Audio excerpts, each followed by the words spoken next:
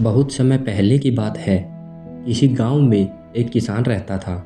वह रोज सुबह जल्दी उठकर दूर किसी झरने पर स्वच्छ पानी लेने जाया करता था। इस काम के लिए वह अपने साथ दो बड़े घड़े लेकर जाता था, जिन्हें वो डंडे से बांधकर अपने कंधों पर दोनों ओर लटकाकर लेकर आता था। परंतु उनमें से एक घड़ा कहीं से फूटा हुआ था और दूसरा एकदम सही था। इस वजह से रोज घर पहुंचते पहुंचते किसान के पास सिर्फ 1.5 घड़ा ही पानी बच जाता था। ऐसा पिछले 2 सालों से चल रहा था। सही घड़े को इस बात का घमंड था कि वो पूरा का पूरा पानी घर पहुंचाता है और उसके अंदर कोई कमी नहीं है। वहीं दूसरी तरफ फूटा घड़ा इस बात से शर्मिंदा रहता था कि वो आधा पानी ही घर तक पहुंचा पाता है और किसान की मेहनत बेकार चली जाती है। फूटा हुआ घड़ा ये सब सोचकर बहुत परेशान रहने लगा और एक दिन उससे रहा नहीं गया। उसने किसान से कहा, मैं खुद पर बहुत शर्मिंदा हूँ और आपसे क्षमा मांगना चाहता हूँ। परंतु किसान ने कहा, तुम किस बात से शर्मिंदा हो? फिर वो फूटा हुआ घड़ा दुखी होते हुए कहता है, शायद आप नहीं जानते, पर मैं एक जगह से फूटा हुआ हूँ और पिछले 2 सालों से मुझे जितना पानी घर पहुँचाना चाहिए था, मैं बस उसका आधा ही पहुँचा पाया हूँ। मेरे अंदर ये बहुत बड़ी कमी है और इस वजह से आपकी मेहनत बर्बाद होती है।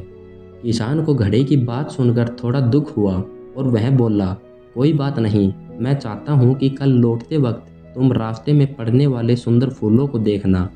घड़े ने वैसा ही किया। वह रास्ते भर सुंदर फूलों को देखता आया। ऐसा करने से उसकी उदासी कुछ दूर तक कम तो हुई, पर घर पहुँचते पहुँचते फिर उसके अंदर से आधा पानी गिर चुका था और वो फिर मायूस हो गया और किसान से क्षमा मांगने लगा। किसान ने बोला, शायद तुमने ध्यान नहीं दिया, पूरे रास्ते जितने भी फूल वाले पौधे थे वो बस तुम्हारी ही तरफ थे, जबकि सही घड़े की तरफ एक भी फूल नहीं था। और ऐसा इसलिए हुआ क्योंकि मैं हमेशा से तुम्हारे अंदर की कमी को जानता था और मैंने उसका लाभ उठाया। मैंने तुम्हारे तरफ वाले रास्ते पर रंग बिरंगे फूलों के बीज बो दिए थे और तुम रोज थोड़ा थोड़ा कर उन्हें सींचते रहे और पूरे रास्ते को इतना खूबसूरत बना दिया। आज तुम्हारी ही वजह से मैं इन फूलों को भगवान को अर्पित कर पाता हूँ और अपना घर सुंदर बना पाता हूँ। तुम ही सोचो, अगर तुम जैसे हो वैसे नहीं होते तो भला क्या मैं ये सब कुछ कर पाता? किसान की ये बात सुनकर उस घड़े का मन हल्का हुआ और वो किसान को धन्यवाद करने लगा। दोस्तों, ये छोटी सी कहानी जो हमें समझाती है कि हम सभी के अंदर कोई ना कोई कमी ज़रूर होती है, पर यही कमियां हमें एक दूसरे से अनोखा बनाती है।